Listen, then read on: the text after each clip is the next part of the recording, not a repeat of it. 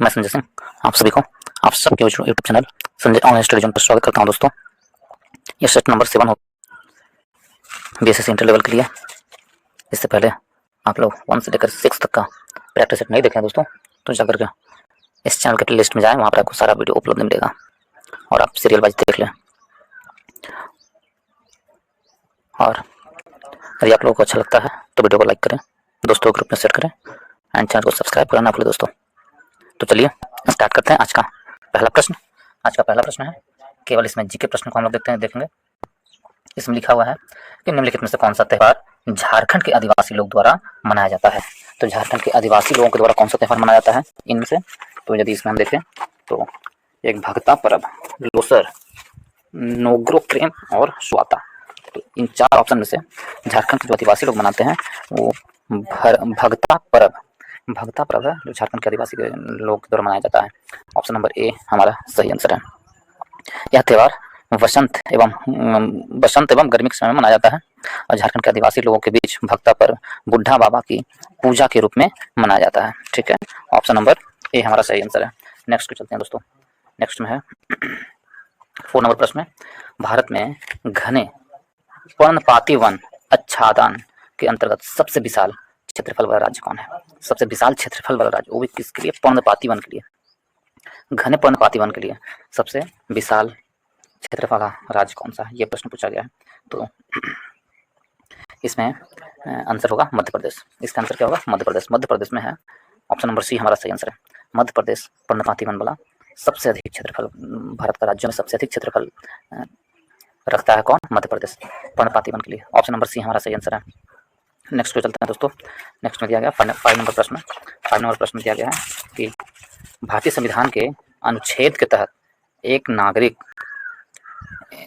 कहा गया संविधान के किस अनुच्छेद के तहत एक नागरिक को कोई भी उपजीविका या व्यापार करने की स्वतंत्रता है? तो कोई भी उपजीविका या व्यापार करने की स्वतंत्रता कौन देता है? तो यह देता है आपको व्यापार करने की स्वतंत्रता। तो व्यापार करने की स्वतंत्रता आपको अनुच्छेद 1 का जी देता है। 1 का जी, अनुच्छेद 19 का 1 का जी के तहत व्यापार करने की स्वतंत्रता। इसमें 6 प्रकार की स्वतंत्रता है। तो 6 प्रकार की स्वतंत्रता में अनुच्छेद 19 के 1 के जी में व्यापार करने की स्वतंत्रता है। 6 प्रकार में अनुच्छेद 19 के 1 के ए में प्रेस की स्वतंत्रता का वर्णन है। 19 के 1 के ए में प्रेस की स्वतंत्रता के बारे में वर्णन है। ठीक है, तो आंसर क्या होगा दोस्तों? ऑप्शन नंबर ए हमारा सही आंसर है। नेक्स्ट पे चलते हैं। समुद्र में प्लवन और आइस वर्ग का कितना भाग समुद्र की सतह से ऊपर रहता है? समुद्र में प्लवन करने आइस वर्ग का कितना भाग समुद्र तल से ऊपर रहता है? तो देखिए, समुद्र तल से 1/10वां भाग ऊपर रहता है। जो समुद्र में तैर रहा हो कोई भी बर्फ का टुकड़ा, तो उसका कितना भाग समुद्र तल की सतह से ऊपर रहता है? तो 1/10वां भाग। ऑप्शन नंबर बी हमारा सही आंसर है। नेक्स्ट पे चलते हैं। इसमें दिया गया पुर्तगाल की राजधानी कहाँ है? तो पुर्तगाल की जो राजधानी है आपको लिस्बन हो जाएगा। ऑप्शन नंबर बी हमारा सही आंसर होगा। पुर्तगाल की राजधानी कहाँ है? तो लिस्बन आपका पुर्तगाल की राजधानी हो गया। आगे की ओर चलते हैं दोस्तों। नेक्स्ट पे चलते हैं दोस्तों। 3 नंबर प्रश्न में, निम्नलिखित में से किस जिले में बिहार का एकमात्र राष्ट्रीय उद्यान है? तो बिहार का एकमात्र राष्ट्रीय उद्यान किस जिला में है? तो यदि 4 ऑप्शन दिया होगा, नालंदा, भागलपुर, पूर्वी चंपारण और पश्चिमी चंपारण। तो बिहार के पश्चिमी चंपारण में एकमात्र राष्ट्रीय उद्यान है। ऑप्शन नंबर सी हमारा सही आंसर है। और उस राष्ट्रीय उद्यान का नाम क्या है? वाल्मीकि राष्ट्रीय उद्यान। कौन? वाल्मीकि राष्ट्रीय उद्यान। ऑप्शन नंबर क्या होगा? ऑप्शन नंबर सी हमारा सही आंसर है। ऑप्शन नंबर सी सही आंसर है। और वाल्मीकि राष्ट्रीय उद्यान में ही एक बार दरोगा में पूछा गया था, आपको एक बार प्रश्न पूछा गया था दरोगा में कि उदयपुर दरोगा के एग्जाम में पूछा गया था दोस्तों, उदयपुर वन्य प्राणी अभ्यारण्य कहाँ स्थित है? उदयपुर वन्य प्राणी अभ्यारण्य बिहार के नहीं कहाँ स्थित है, ये लिखा हुआ था। उसमें राजस्थान भी ऑप्शन था, बिहार भी ऑप्शन था, इसलिए जबकि उसका आंसर क्या होगा? बिहार होगा। बिहार में था उदयपुर वन्य प्राणी अभ्यारण्य। और ये भी कहाँ है? बिहार के पश्चिम चंपारण में ही है। वाल्मीकि वन्य प्राणी अभ्यारण्य और उदयपुर वन्य प्राणी अभ्यारण्य दोनों चंपारण में है, पश्चिमी चंपारण में। तो ऑप्शन नंबर सी हमारा सही आंसर है। नेक्स्ट पे चलते हैं दोस्तों। किस खिलाड़ी की आत्मकथा का शीर्षक mind master winning lessons for a champions life है। किस खिलाड़ी की आत्मकथा था? Winning lessons for the champions life है, तो वो किसका है? तो इनका नाम है विश्वनाथन आनंद। विश्वनाथन आनंद का है। ऑप्शन नंबर डी हमारा सही आंसर है, Viswanathan Anand. Option number D सही आंसर है। नेक्स्ट पे चलते हैं। हाल ही में 86वां महापरिनिर्वाण दिवस कब मनाया गया? तो 86वां महापरिनिर्वाण दिवस है जो कब मनाया गया? तो यह आपको 6 दिसंबर को मनाया गया। ऑप्शन नंबर बी हमारा सही आंसर है। हाल ही में 86वां महापरिनिर्वाण दिवस कब मनाया गया? तो 6 दिसंबर को। ऑप्शन नंबर बी सही आंसर है। नेक्स्ट चलते हैं दोस्तों। आगे इसमें दिया गया है कि जल मरुमद खाली स्थान जल डमरू मरुमद जो जावा के पूर्वी में और सुमात्रा द्वीप के को अलग करता है। जावा और सुमात्रा को कौन जल डमरू मरुमद अलग करता है? देखिए, जावा और सुमात्रा को कौन जल डमरू मरुमद अलग करता है? तो जावा और सुमात्रा को सुंडा जल डमरू मरुमद अलग करता है। कौन? सुंडा जल डमरू मरुमद जावा और सुमात्रा को अलग करता है। ऑप्शन नंबर ए हमारा सही आंसर है, सुंडा। ऑप्शन नंबर ए सही आंसर होगा। ठीक है, यह जावा सागर को हिंद महासागर से जोड़ता है। सुंडा जल डमरू मरुमद यह सदियों से एक महत्वपूर्ण शिपिंग मार्ग रहा है, खासकर उस अवधि में के दौरान जब डच ईस्ट इंडिया कंपनी ने यूरोप में व्यापार करना शुरू किया था। तो जावा और सुमात्रा, ठीक है, ऑप्शन नंबर ए हमारा सही आंसर है। सुंडा जल डमरू मरुमद के द्वारा जावा और सुमात्रा द्वीपों के अलग करता है। नेक्स्ट पे चलते हैं दोस्तों। आगे है प्रश्न नंबर, इधर रीजनिंग है दोस्तों। आगे हम लोग जीके देखते हैं। जीके आपको इधर जीके नहीं है, प्रश्न नंबर 21 में जीके दिया गया है। इसमें दिया गया है 1857 के विद्रोह के समय विद्रोह के दौरान अनेक भारतीय नरेशों ने ब्रिटिश सरकार की सहायता की। निम्नलिखित में से किसने मदद नहीं की थी? तो 1857 के विद्रोह के दौरान अनेक भारतीय नरेशों ने ब्रिटिश सरकार की सहायता की। तो इनमें से कौन सा था जो ब्रिटिश सरकार की सहायता नहीं किया था? तो देखिए, ब्रिटिश सरकार की सहायता कौन ने किया था, यह प्रश्न पूछा गया है। इसको देखें तो ब्रिटिश सरकार की सहायता नहीं करने वाला कौन था? मेवाड़ का राजा था, ब्रिटिश सरकार की सहायता नहीं किए थे। तो ऑप्शन नंबर बी हमारा सही आंसर है, मेवाड़ के राजा। ठीक है, मेवाड़ के राजा था, ब्रिटिश सरकार की सहायता नहीं किए थे। ठीक है, उस समय मेवाड़ का जो राजा था वो महाराणा प्रताप थे, महाराणा स्वरूप सिंह थे। राजा महाराणा स्वरूप सिंह थे जिन्होंने विद्रोह को कुचलने में अंग्रेजों की मदद नहीं की थी। तो ऑप्शन नंबर बी हमारा सही आंसर है। 22 नंबर प्रश्न पे चलते हैं दोस्तों। इसमें दिया गया किस विकल्प से भारत में लोकतंत्र को तीसरा स्तर भी कहा जाता है? तो किसे भारत में लोकतंत्र को तीसरा स्तर कहा जाता है? तो इसमें से ऑप्शन नंबर डी हो जाएगा, सुप्रीम कोर्ट को लोकतंत्र का नहीं, स्थानीय स्वशासन, लोकतंत्र का हिस्सा तो हो गया वो, ठीक है, सॉरी, स्थानीय स्वशासन को लोकतंत्र का तीसरा स्तर कहा जाता है, तीसरा स्तर कहा जाता है। लोकसभा, राज्यसभा और स्थानीय स्वशासन ये तीसरा स्तर हो गया। तो ऑप्शन नंबर सी हमारा सही आंसर होगा। सही बात है, ऑप्शन नंबर सी हमारा सही आंसर है। तीसरा स्तर कहा था। भारत में पंचायती राज शब्द ग्रामीण स्थानीय स्वशासन व्यवस्था को दर्शाता है। ठीक है, तो ऑप्शन नंबर सी सही आंसर। नेक्स्ट क्वेश्चन है दोस्तों। इसमें दिया गया रीजनिंग है। 24 नंबर प्रश्न दिया गया है। क्या 24 में दिया गया है, शिवाजी महाराज ने मुगलों को किस संधि के द्वारा किलों को हस्तांतरित किया? किस संधि के द्वारा शिवाजी महाराज ने? तो शिवाजी महाराज ने किलो संधि के द्वारा किलो को हस्तांतरित किया। आपने जो किला था उसको किस संधि के द्वारा हस्तांतरित किया, यह प्रश्न पूछा गया है। शिवाजी महाराज ने अपने पुरंदर की संधि के द्वारा किलो को हस्तांतरित किया था। ऑप्शन नंबर सी हमारा सही आंसर है, पुरंदर की संधि के द्वारा। ऑप्शन नंबर सी सही आंसर है। ठीक है, और मुगल साम्राज्य के सेनापति राजपूत शासक जयसिंह प्रथम और मराठा छत्रपति शिवाजी महाराज के बीच 11 जून 1665 ईस्वी में पुरंदर की संधि पर हस्ताक्षर हुए। जयसिंह द्वारा पुरंदर के किले की घेराबंदी करने के बाद शिवाजी महाराज के समझौते पर हस्ताक्षर करने के लिए मजबूर होना। तो आंसर क्या होगा? आंसर होगा पुरंदर की संधि के द्वारा। पुरंदर की संधि के द्वारा शिवाजी महाराज ने किलों को हस्तांतरित किया था। तो ऑप्शन नंबर क्या हो जाएगा? ऑप्शन नंबर सी हमारा सही आंसर है। 25 नंबर प्रश्न चलते हैं दोस्तों। 25 नंबर प्रश्न भी जीके का प्रश्न है, हम लोग देखेंगे।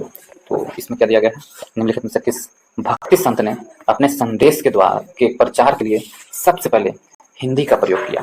तो सबसे पहले हिंदी का प्रयोग करने वाला भक्ति संत कौन है? देखिए, तो सबसे पहले हिंदी का प्रयोग करने वाला भक्ति संत है रामानंद। ऑप्शन नंबर सी हमारा सही आंसर, रामानंद। रामानंद उत्तरी भारत के पहले महान भक्त संत थे। उन्होंने विष्णु के स्थान पर राम की भक्ति आरंभ की। उन्होंने अपने उपदेश संस्कृत संस्कृत के स्थान पर हिंदी में दिए जिससे यह आंदोलन लोकप्रिय हुआ और हिंदी साहित्य का निर्माण आरंभ हो गया। तो रामानंद पहले भक्ति संत थे जिन्होंने अपने संदेश के प्रचार हिंदी में किए थे। ऑप्शन नंबर सी हमारा सही आंसर, रामानंद। नेक्स्ट चलते हैं दोस्तों। नेक्स्ट है आपको 29 नंबर प्रश्न में मदुरै का मीनाक्षी मंदिर का निर्माण करवाया था। तो मदुरै का मीनाक्षी मंदिर का निर्माण किसने करवाया था? निर्माणकर्ता का नाम कौन है? तो कौन से शासक थे? तो मदुरै के मीनाक्षी मंदिर का निर्माण मदुरै के पांड्य शासक थे। मदुरै के पांड्य शासक द्वारा निर्माण करवाया गया था। तो ऑप्शन नंबर क्या होगा? ऑप्शन नंबर ए हमारा सही आंसर है। ऑप्शन नंबर ए सही आंसर। नेक्स्ट चलते हैं दोस्तों। नेक्स्ट में दिया गया हवाई जहाज में फाउंटेन पेन से स्याही बाहर निकल आती है क्योंकि? तो हवाई जहाज में फाउंटेन पेन से स्याही बाहर निकल आती है क्योंकि ऊंचाई बढ़ने से वायु दाब में कमी आती है। जैसे जैसे ऊपर चलते जाएंगे वायु दाब में कमी आती जाएगी। तो ऑप्शन नंबर ए हमारा सही आंसर है। आगे क्यों चलते हैं दोस्तों। 31 हो गया। इसके बाद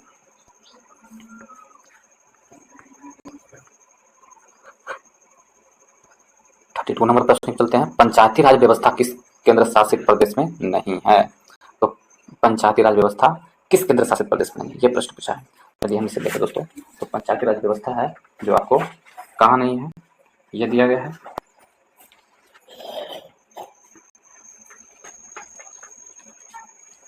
नागालैंड, मेघालय, मिजोरम, ये सब जो जगह है पंचायती राज व्यवस्था नहीं है।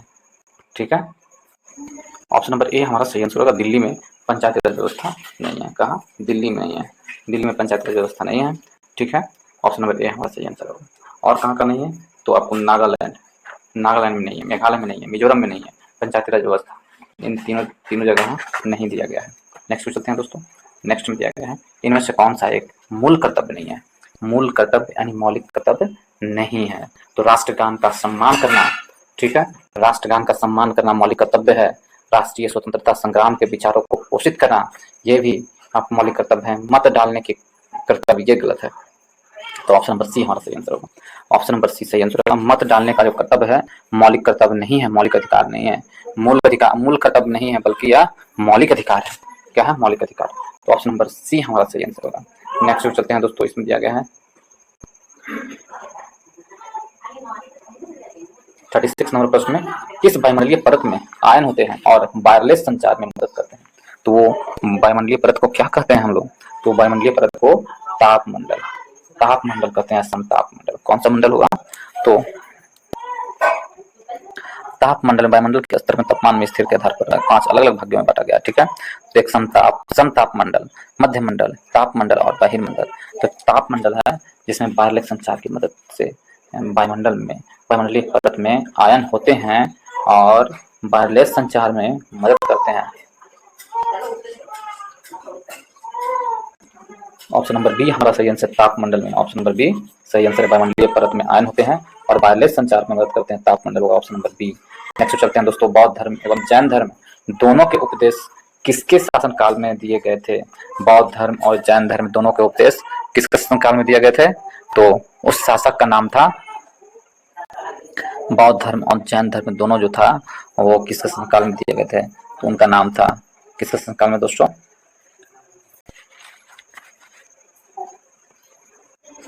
बिंबिसार के शासन काल में बौद्ध धर्म और जैन धर्म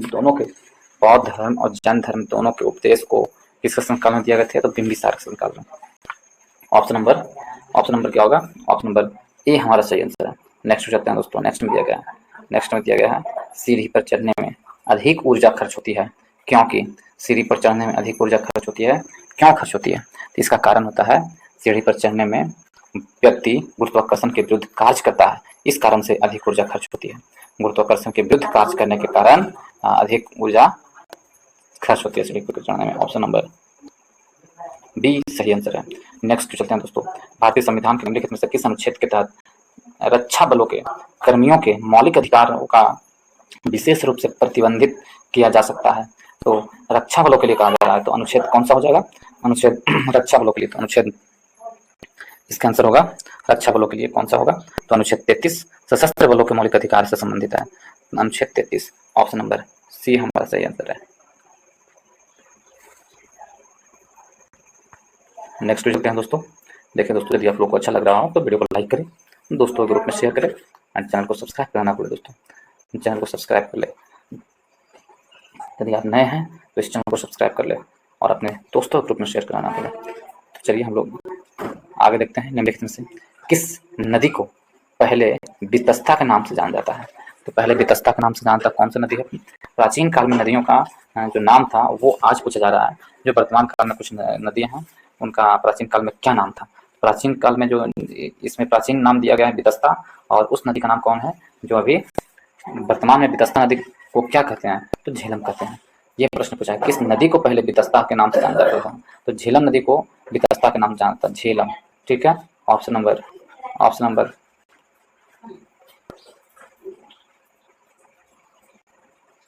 वितस्ता, ऑप्शन नंबर बी हमारा सही आंसर है। नेक्स्ट चलते हैं दोस्तों, आगे है निम्नलिखित में से निम्नलिखित में से कौन शास्त्रीय नृत्य नहीं है? शास्त्रीय नृत्य कौन नहीं है? शास्त्रीय नृत्य है जो कालबेलिया है, शास्त्रीय नृत्य नहीं है। कालबेलिया शास्त्रीय नृत्य नहीं है, ऑप्शन नंबर ए हमारा सही आंसर है, कालबेलिया। हमसे यही तो प्रश्न पूछा था, कौन शास्त्रीय नृत्य नहीं है? तो कालबेलिया है जो शास्त्रीय नृत्य नहीं है। ऑप्शन नंबर ए सही आंसर है, और यह राजस्थान में मनाया जाता है कालबेलिया। कालबेलिया नृत्य कहाँ मनाया जाता है? राजस्थान में। और यदि इसमें कथकली देखें तो कथकली केरल का है दोस्तों, कथकली केरल का है। ओडिसी उड़ीसा का लोक नृत्य, ओडिसी उड़ीसा का है। कथक उत्तर प्रदेश का है, कथक उत्तर प्रदेश का है कथक। तो ऑप्शन क्या हो जाएगा? ऑप्शन नंबर ए हमारा सही आंसर है। 46 में राष्ट्रीय हॉर्टिकल्चर मिशन किस पंचवर्षीय योजना में प्रारंभ किया गया था? राष्ट्रीय हॉर्टिकल्चर मिशन है जो 10वीं पंचवर्षीय योजना में शुरू किया गया था। ऑप्शन नंबर बी हमारा सही आंसर है। 10वीं पंचवर्षीय योजना का जो कार्यकाल था 2002 से लेकर 2007 तक था, और हॉर्टिकल्चर परियोजना शुरू किया गया था 10वीं पंचवर्षीय योजना में किया गया था। ऑप्शन नंबर बी हमारा सही आंसर है।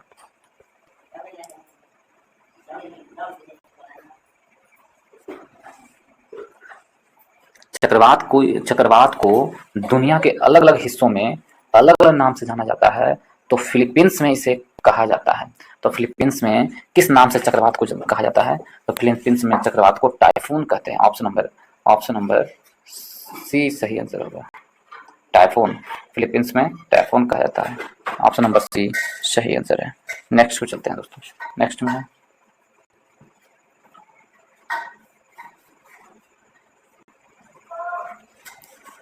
अखबारी कागज उद्योग निम्नलिखित में से किस स्थान पर अवस्थित है? तो अखबारी कागज उद्योग है जो कहाँ अवस्थित है? नेपानगर में अखबारी कागज उद्योग अवस्थित है। अखबारी कागज उद्योग कहाँ है? नेपानगर में। का क्या आंसर होगा दोस्तों? नेपानगर में अखबारी कागज उपलब्ध है, ऑप्शन नंबर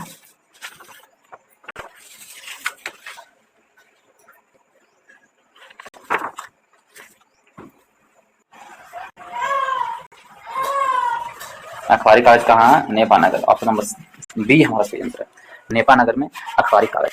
नेक्स्ट चलते हैं दोस्तों, इसमें दिया गया 24 अक्टूबर 2011 को, ये तो रीजनिंग आपका हो गया। आगे चलते हैं, आगे क्या है? रीजनिंग होता भारत में पहली पशु जनसंख्या कब बनाई गई थी? तो पशु जनसंख्या देखें कब बनाई गई थी भारत में पहली बार? यदि इसका आंसर देखें दोस्तों, तो भारत में पहली बार पशु जनसंख्या है जो मनाई गई थी वो वर्ष 1900 पशु जनसंख्या, तो भारत में पहले पशु जनगणना था वर्ष 1919 में हुआ था। 1919 से 1920 में भारत में पहले पशु क्या हुआ था? जनगणना हुआ था। ऑप्शन नंबर बी हमारा सही आंसर है, पशु जनगणना 1919 से लेकर 1920 में पहली बार। नेक्स्ट चलते हैं दोस्तों, नेक्स्ट में दिया गया है निम्नलिखित में से कौन बिहार सरकार के 7 संकल्पों में शामिल नहीं है? तो बिहार सरकार के 7 संकल्पों में शामिल कौन सा नहीं है? ये प्रश्न पूछ दिया है। तो बिहार सरकार के 7 संकल्पों में शामिल कौन नहीं है? वो है बाल कल्याण। ऑप्शन नंबर डी हमारा सही आंसर है, ऑप्शन नंबर डी सही आंसर है।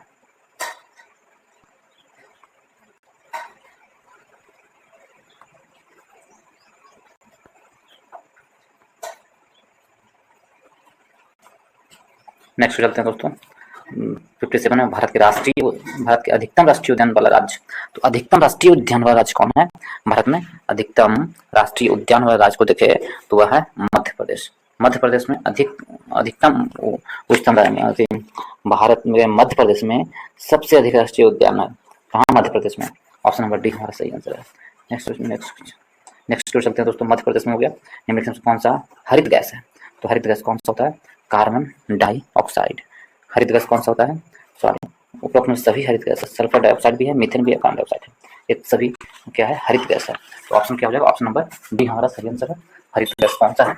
तो आपको ऑप्शन नंबर डी, उपरोक्त में सभी। 59 नंबर प्रश्न पे चलते हैं।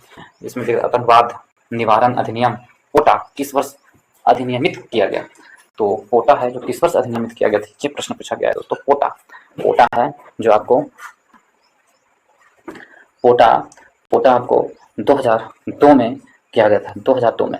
ऑप्शन नंबर सी हमारा सही आंसर है। पोटा को नामकरण किया गया था। पोटा का आतंकवाद निवारण अधिनियम पोटा किस वर्ष अधिनियमित किया गया था? तो आपको 17 कब किस वर्ष किया गया था? 2002 को किया गया था।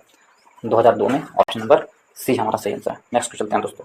इसमें दिया गया है हाल ही में पुरुष वॉलीबॉल क्लब विश्व चैंपियनशिप 2023 का आयोजन कहाँ किया गया? 2023 का आयोजन कहाँ किया गया है? तो भारत में किया गया। भारत में। नेक्स्ट चलते हैं। घूर्णन करती एक गोल मेज पर अचानक एक लड़का आकर बैठ जाता है तो मेज की कोणीय वेग पर क्या प्रभाव पड़ेगा? तो मेज के कोणीय वेग पर महत्वपूर्ण प्रभाव पड़ेगा। क्या क्या प्रभाव पड़ेगा? तो उसकी कोणीय वेग पर यदि बैठ जाता है तो वो कम हो जाएगा। उसका वेग पर क्या प्रभाव पड़ेगा? तो वेग कम हो जाएगा। समझने वाला क्वेश्चन है। घूर्णन करते हुए एक गोल मेज पर अचानक एक लड़का आकर बैठ जाता है, ठीक है, तब मेज की कोणीय वेग पर क्या होगा? कम हो जाएगा। उसका वेग होगा जो कम हो जाएगा। ऑप्शन नंबर ए हमारा सही आंसर होगा। नेक्स्ट चलते हैं दोस्तों। इसमें दिया गया है, आगे है रीजनिंग है, उसके बाद जीके हम लोग देखते हैं, उसके बाद हम लोग जीके देखेंगे। इसमें है 65 नंबर प्रश्न की ओर। भारत में खरीफ का मौसम काफी हद तक के साथ संबंधित है। तो खरीफ मौसम और रबी फसल, खरीफ फसल और एक जायद फसल होता है दोस्तों, 3 प्रकार का। तो रबी फसल, खरीफ फसल जो बरसात के टाइम में होता है वो खरीफ फसल होता है। धान, अरहर, ये सब खरीफ फसल का मौसम है। तो खरीफ फसल पूछ रहा है काफी हद तक के साथ संबंधित है, दक्षिण पश्चिम मानसून से संबंधित है। जो खरीफ फसल है भारत में वो कौन से मानसून से संबंधित है? तो दक्षिण पश्चिम मानसून से। ऑप्शन नंबर बी हमारा सही आंसर है। दक्षिण पश्चिम मानसून से संबंधित है। ऑप्शन नंबर बी सही आंसर है। नेक्स्ट चलते हैं। भारत के संविधान के अनुच्छेद खालिस्तान के अनुसार अंग्रेजी देश की सभी उच्च न्यायालयों के आधिकारिक भाषा है। अंग्रेजी देश के सभी उच्च न्यायालयों की आधिकारिक भाषा है। किस अनुच्छेद के तहत? तो अनुच्छेद 348 के 1 के तहत किया गया है। ऑप्शन नंबर बी हमारा सही आंसर है। आगे क्वेश्चन हैं दोस्तों, इसमें दिया गया है। आगे क्या है? आगे है 70 नंबर प्रश्न में, कावेरी नदी की उत्पत्ति में होती है। कावेरी नदी की उत्पत्ति कहाँ से है? यानी कावेरी नदी का उत्पत्ति कहाँ से हुआ है? तो यदि हम इसको देखें, कावेरी नदी है, इसका उत्पन्न, कावेरी नदी की उत्पन्न कुर्ग जिला, कर्नाटक के कुर्ग जिला के ब्रह्मगिरी पहाड़ी से निकलती है। कावेरी नदी का उत्पत्ति कर्नाटक के कुर्ग जिला के ब्रह्मगिरी पहाड़ियों से होती है दोस्तों। और कावेरी नदी की कुल लंबाई 800 किलोमीटर है। यह तमिलनाडु, कर्नाटक, केरल और केंद्र शासित प्रदेश पुडुचेरी के राज्यों में फैली हुई है, ठीक है। तो ऑप्शन नंबर क्या होगा? कर्नाटक के ब्रह्मगिरी पहाड़ी से। ऑप्शन नंबर सी हमारा सही आंसर है। ऑप्शन नंबर सी सही आंसर है। नेक्स्ट चलते हैं दोस्तों। नेक्स्ट में दिया गया क्या? नेक्स्ट में दिया गया है कि गोवा, दमन और दीव का उपनिवेशीकरण मूलतः किया गया था? गोवा, दमन और दीव का उपनिवेशीकरण मूलतः किया गया था। गोवा, दमन और दीव का उपनिवेशीकरण पुर्तगाल के द्वारा किया गया था, पुर्तगालियों के द्वारा। ऑप्शन नंबर डी हमारा सही आंसर है। किसके द्वारा किया गया था? पुर्तगालियों के द्वारा किया गया था गोवा, दमन और दीव का उपनिवेशीकरण। ऑप्शन नंबर डी हमारा सही आंसर है। 73 में, कोयला निर्माण की आरंभिक अवस्था है। कोयला निर्माण की आरंभिक अवस्था कौन सी अवस्था? कोयला निर्माण की आरंभिक अवस्था कौन सी है? तो वो है पीट है, जो कोयला निर्माण की पहली अवस्था है। पीट होता है, पीट कोयला, जो यह कोयला निर्माण की पहली अवस्था होता है। इसमें मात्र 27% से भी कम कार्बन होता है। कोयला निर्माण में 27% से भी कम होता है पीट में, ठीक है। तो ऑप्शन नंबर ए हमारा सही आंसर है। कार्बन सबसे कम किस्म होता है पीट कोयला में। ऑप्शन नंबर ए सही आंसर है। और यह पहली अवस्था है कोयला बनने में, पहला सबसे पहले कोयला बनता है तो वो पीट अवस्था में होता है, उसके बाद उसका अवस्था धीरे धीरे चेंजिंग होते जाता है। तो ऑप्शन नंबर ए हमारा सही आंसर है। 74 में 2011 की जनगणना के अनुसार किस भारत का लिंगानुपात सबसे कम है? 2000 तो किस राज्य का? तो 2011 की जनगणना के अनुसार किस राज्य का है? यदि हम देखें 2011 की जनगणना के अनुसार ये जो सबसे कम के कौन से राज्य का लिंगानुपात है? तो हरियाणा का। हरियाणा का लिंगानुपात सबसे कम है। ठीक है, ऑप्शन नंबर क्या होगा? ऑप्शन नंबर बी हमारा सही आंसर होगा 2011 की जनगणना के अनुसार हरियाणा का। नेक्स्ट क्वेश्चन है दोस्तों। नेक्स्ट में दिया गया है कि नस्तालिक लिपि निम्नलिखित में से किस भाषा से संबंधित है? नस्तालिक लिपि है जो किस भाषा से संबंधित है? यदि ये देखें हम तो नस्तालिक लिपि कौन सी भाषा से संबंधित है?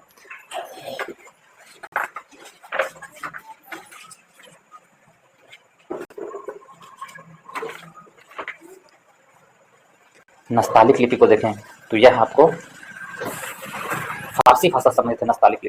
नस्तालिक लिपि फारसी भाषा से संबंधित है। ऑप्शन नंबर बी हमारा सही आंसर है। कौन सी भाषा से? तो फारसी भाषा से संबंधित है नस्तालिक लिपि। नेक्स्ट क्वेश्चन है दोस्तों। इसमें दिया गया 76 नंबर प्रश्न, निम्नलिखित में से किन राज्यों को भारतीय संविधान की 5वीं अनुसूची से छूट प्राप्त है? कौन सी राज्यों को 5वीं अनुसूची से छूट प्राप्त है? वो कौन कौन से राज्य है? तो इसमें से यदि हम 4 ऑप्शन है, असम, मेघालय, त्रिपुरा, मिजोरम, ये 4 राज्यों को 5वीं अनुसूची से छूट प्राप्त है। ऑप्शन नंबर ए हमारा सही आंसर है। ठीक है, ऑप्शन नंबर ए सही आंसर है। भारतीय संविधान के अनुच्छेद 244 के 1 में अनुसूचित क्षेत्रों के परिभाषित करता है और भारत के राष्ट्रपति के आदेश के द्वारा परिभाषित क्षेत्रों में संविधान के 5वीं अनुसूची को लागू किया गया है। हम भारत के 10 राज्य हैं जो अनुसूचित क्षेत्रों के अंतर्गत आते हैं। ठीक है, कितने राज्य? कुल 10 राज्य आते हैं। ठीक, जबकि छठी अनुसूची में असम, मेघालय, त्रिपुरा और मिजोरम में जनजाति के आबादी के अधिकार की रक्षा के लिए आदिवासी क्षेत्रों को प्रशासन और का प्रावधान किया गया है। तो ऑप्शन नंबर क्या होगा? ए हमारा सही आंसर है। छूट प्राप्त किसको है? असम, मेघालय, त्रिपुरा और मिजोरम को। ऑप्शन नंबर ए सही आंसर है। नेक्स्ट चलते हैं दोस्तों। नेक्स्ट है 78 नंबर प्रश्न में, हाल ही में यूनेस्को ने वर्ष 2023 में किसे अमूर्त सांस्कृतिक विरासत घोषित किया है? 2023 में किसे अमूर्त सांस्कृतिक विरासत घोषित किया है? कौन सा? तो हॉर्नबिल महोत्सव को अमूर्त सांस्कृतिक विरासत घोषित किया है 2023 में। ऑप्शन नंबर बी हमारा सही आंसर है, हॉर्नबिल महोत्सव। नेक्स्ट पे चलते हैं दोस्तों। नेक्स्ट में दिया गया है, नेक्स्ट है ब्रह्मयोनी पहाड़ी बिहार के किस जिले में स्थित है? तो ब्रह्मयोनी पहाड़ी है बिहार के गया जिले में स्थित है, गया में। ऑप्शन नंबर ए हमारा सही आंसर है। ब्रह्मयोनी पहाड़ी है जो बिहार के गया में स्थित है। नेक्स्ट प्रश्न चलते हैं दोस्तों। ऑप्शन नंबर ए हमारा सही आंसर है, गया। नेक्स्ट पे चलते हैं। नेक्स्ट में दिया गया है, बेगम हजरत महल ने 1857 के विद्रोह का नेतृत्व निम्नलिखित में से किस शहर में से किया था? तो किस शहर से किया था बेगम हजरत महल ने? किस शहर से किया था 1857 के विद्रोह का? तो उन्होंने बेगम हजरत महल ने लखनऊ से किया था। बेगम हजरत महल ने किस शहर से किया था? तो लखनऊ से किया था। ऑप्शन नंबर ए हमारा सही आंसर है, लखनऊ से। नेक्स्ट चलते हैं दोस्तों, आगे क्यों चलते हैं। आगे क्या दिया गया है, किसकी मौजूदगी के कारण शरीर के भीतर रक्त जमता नहीं है? तो किसकी मौजूदगी के कारण रक्त नहीं जमता है?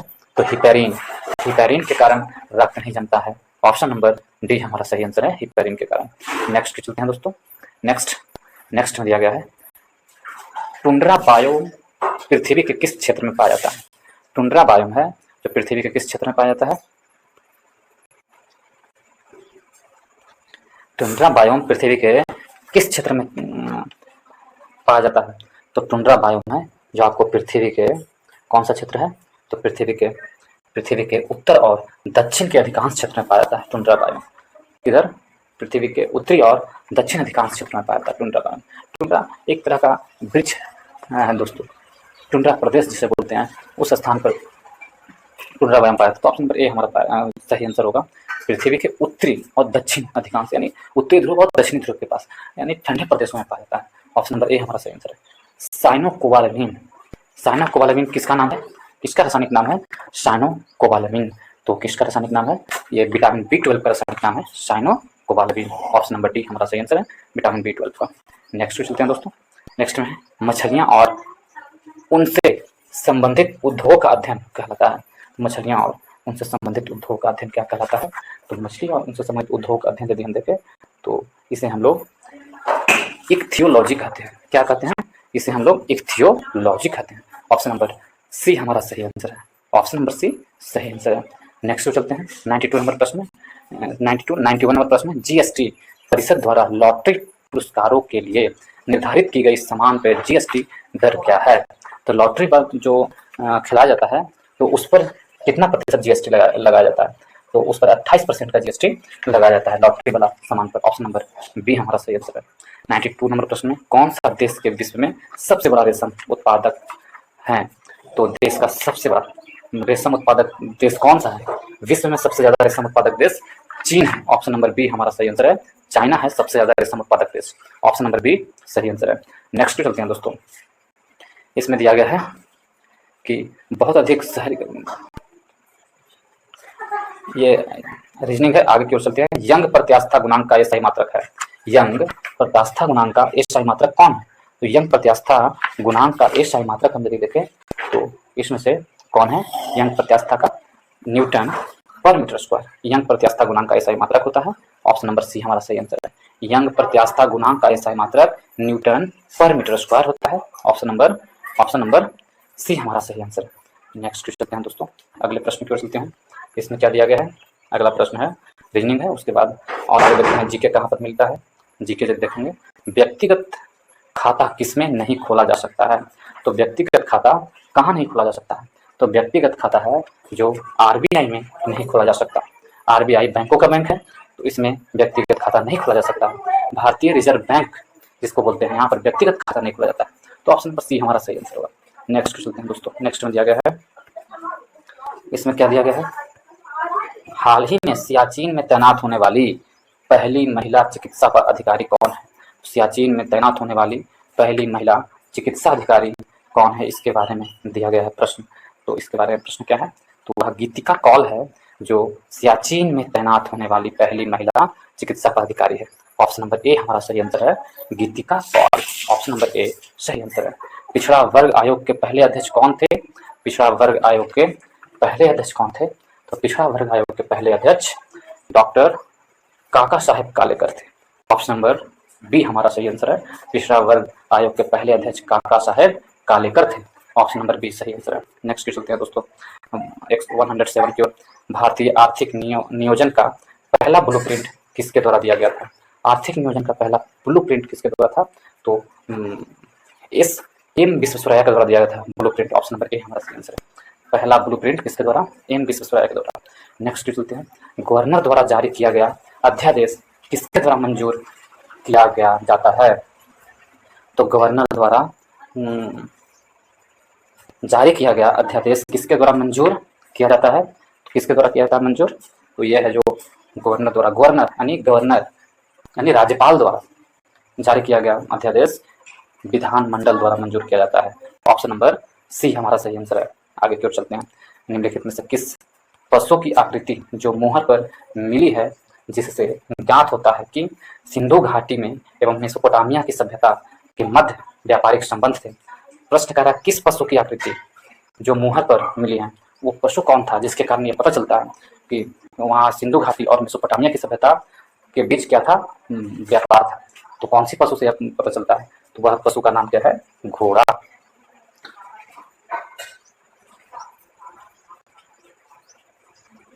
इसका आंसर होगा दोस्तों घोड़ा नहीं, बैल।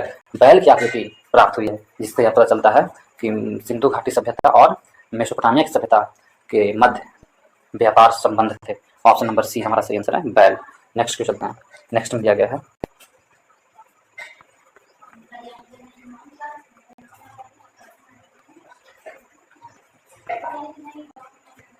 रेडियो कार्बन डेटिंग से किसका निर्धारण किया जाता है? तो रेडियो कार्बन डेटिंग से किसका निर्धारण किया जाता है? चलिए देखें प्रश्न। तो रेडियो कार्बन डेटिंग से हम लोग किसका? जीवाश्मों की आयु का निर्धारण करते हैं। रेडियो कार्बन डेटिंग से जीवाश्मों की आयु का निर्धारण रेडियो कार्बन डेटिंग से किया जाता है। ऑप्शन नंबर डी हमारा सही आंसर है। नेक्स्ट चलते हैं दोस्तों 140 की ओर, एक आदमी की ओर। ये तो रीजनिंग है और आगे क्यों चलते हैं हम लोग, केवल हम लोग जीके जैसे देखेंगे। यदि आप लोग दोस्तों संविधान या भारतीय संविधान, भारतीय हिस्ट्री चैप्टर वाइज पढ़ना चाहते हैं तो हमारे चैनल के प्ले लिस्ट में जाएं, वहाँ पर आपको सारे वीडियो प्ले लिस्ट में उपलब्ध मिलेंगे। आप लोग जाकर सीरियल वाइज देख सकते हैं और उसका लाभ उठा सकते हैं दोस्तों, और अपने तैयारी में और मजबूती प्रदान कर सकते हैं। यदि आप लोगों को अच्छा लगता है तो वीडियो को लाइक कर दें दोस्तों के ग्रुप में शेयर कर दें और चैनल को सब्सक्राइब करना ना भूलें। तो चलिए आगे फिर चलते हैं। नए राज्य के निर्माण हेतु संवैधानिक संशोधन के लिए कितने बहुमत की आवश्यकता होती है? तो नए राज्य के निर्माण हेतु संवैधानिक संशोधन के लिए कितने बहुमत की आवश्यकता होती है? तो साधारण बहुमत में, मतलब कौन से बहुमत के लिए? 3 प्रकार के बहुमत होते हैं। एक साधारण बहुमत हो गया और एक विशेष बहुमत। 2 प्रकार के बहुमत होते हैं। एक विशेष प्रकार की बहुमत की आवश्यकता होती है, एक साधारण प्रकार की बहुमत की आवश्यकता होती है। तो इसमें जो है आपको नए राज्यों के निर्माण हेतु साधारण बहुमत की आवश्यकता होती है। तो ऑप्शन नंबर ए हमारा सही आंसर है। तो टाइम कम है दोस्तों, क्योंकि मुझे ड्यूटी भी निकलना है, इस कारण मैं थोड़ा इसे जल्दी बता दे रहा हूँ। आगे प्रश्न को देखते हैं। चीनी पर सांद्र सल्फ्यूरिक अम्ल, चीनी पर सांद्र सल्फ्यूरिक अम्ल डालने पर वह झुलस जाती है। तो इस प्रक्रिया में चीनी का क्या होता है? कहा जा रहा है प्रश्न, चीनी पर सांद्र सल्फ्यूरिक अम्ल डालने पर वह झुलस जाती है। तो क्यों झुलस जाती है? कौन सी प्रक्रिया के कारण? यह कौन सी प्रक्रिया है? निर्जलीकरण हो जाती है। अम्ल जब डालते हैं तो चीनी झुलस जाती है। इस प्रक्रिया को क्या कहते हैं? तो इस प्रक्रिया से चीनी का निर्जलीकरण हो जाता है। ठीक है, इस कारण ऐसा होता है। तो ऑप्शन नंबर सी हमारा सही आंसर है। नेक्स्ट चलते हैं दोस्तों। नेक्स्ट दिया गया है किराता जूनिया पुस्तक किसने लिखी थी? किराता जूनिया पुस्तक है जो किसने लिखा था? इस पुस्तक के लेखक कौन है? किराती जूनियम पुस्तक के लेखक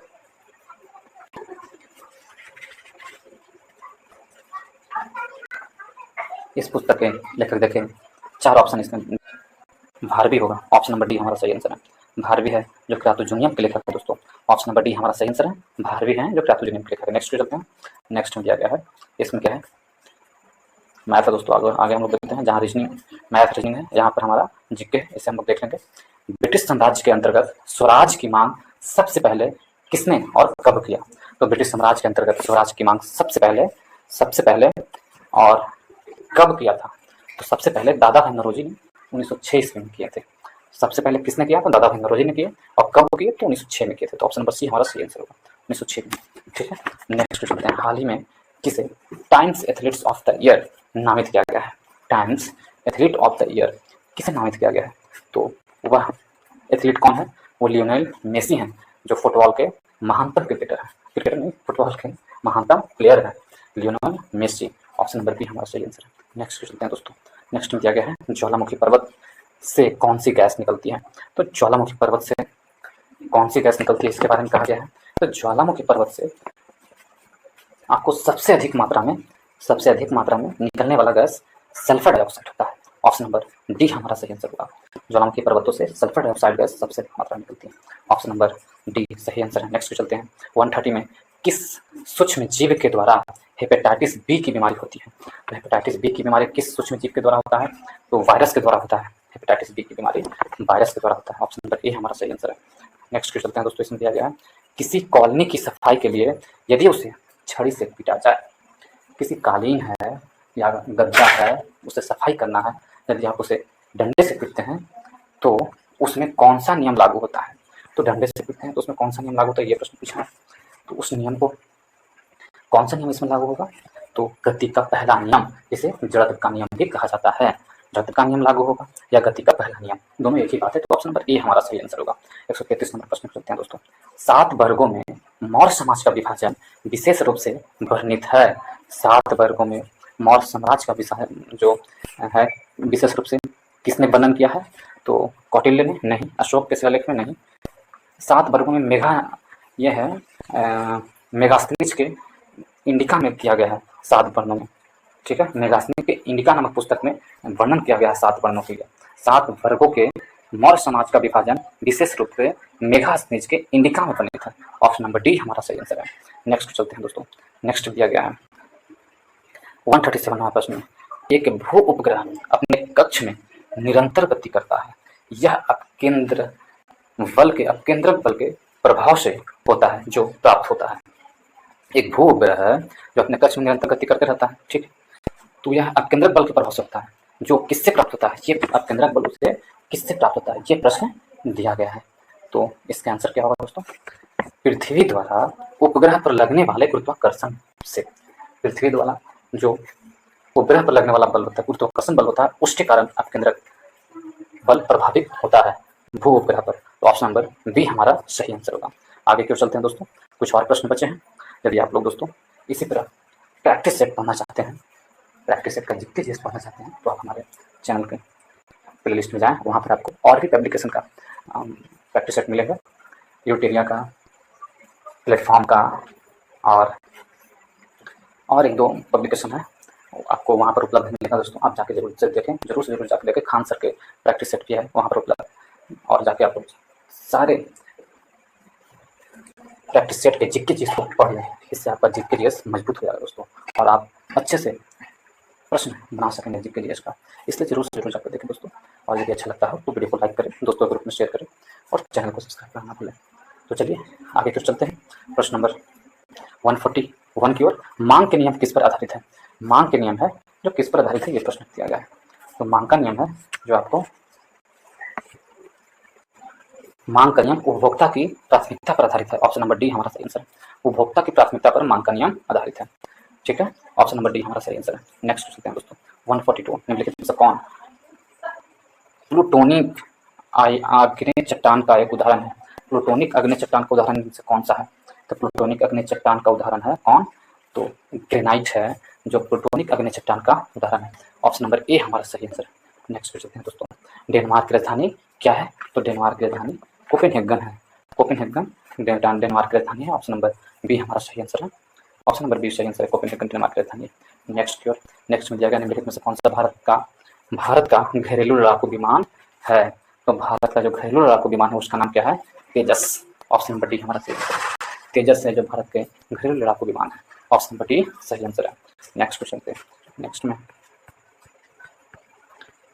कुछ और प्रश्न दिए हुए हैं। जल के आयतन में क्या परिवर्तित होगा यदि तापमान 9 डिग्री सेल्सियस से गिरकर 3 डिग्री सेल्सियस कर दिया जाता है? तो जल के आयतन में क्या प्रभाव पड़ेगा? 9 से 3 डिग्री सेल्सियस कर देते हैं तो उसके आयतन में क्या प्रभाव पड़ेगा? तो उसके आयतन में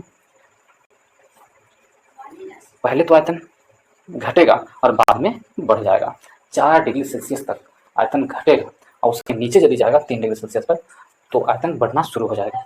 ठीक है, तो ऑप्शन नंबर, पहले आयतन घटेगा फिर बाद में बढ़ेगा, तो ऑप्शन नंबर सी हमारा सही आंसर होगा। ऑप्शन नंबर सी हमारा सही आंसर है। नेक्स्ट चलते हैं दोस्तों। नेक्स्ट दिया गया है, भारत के नियंत्रक एवं महालेखा परीक्षक की नियुक्ति कितने वर्षों के लिए किया जाता है? भारत के नियंत्रक एवं महालेखा परीक्षक की नियुक्ति कितने वर्षों के लिए किया जाता है? 6 वर्षों के लिए किया जाता है। ऑप्शन नंबर सी हमारा सही आंसर है। कितने वर्ष? तो 6 वर्षों के लिए। ऑप्शन नंबर सी सही आंसर है। और लास्ट क्वेश्चन पे चलते हैं दोस्तों। इसमें दिया गया निम्नलिखित में से कौन सा तबला से संबंधित है? तो तबला वादक में से कौन है? तो उस्ताद अल्लाह रखा खां है जो तबला वादक है। ऑप्शन नंबर बी हमारा सही आंसर है। यदि आप लोग को अच्छा लगा हो दोस्तों तो वीडियो को लाइक करें, दोस्तों ग्रुप में शेयर करें। यदि आप इस चैनल पर नए हैं तो चैनल को सब्सक्राइब करना ना भूलें, जरूर से जरूर चैनल को सब्सक्राइब कर लें और वीडियो को लाइक करते हैं। इसके साथ ही इस वीडियो को हम समाप्त करते हैं दोस्तों। यदि आप लोग को अच्छा लगा हो तो वीडियो को ज़्यादा से ज़्यादा लोगों के बीच में शेयर करें। तो चलिए इस वीडियो को देखने के लिए बहुत बहुत धन्यवाद, बहुत बहुत धन्यवाद।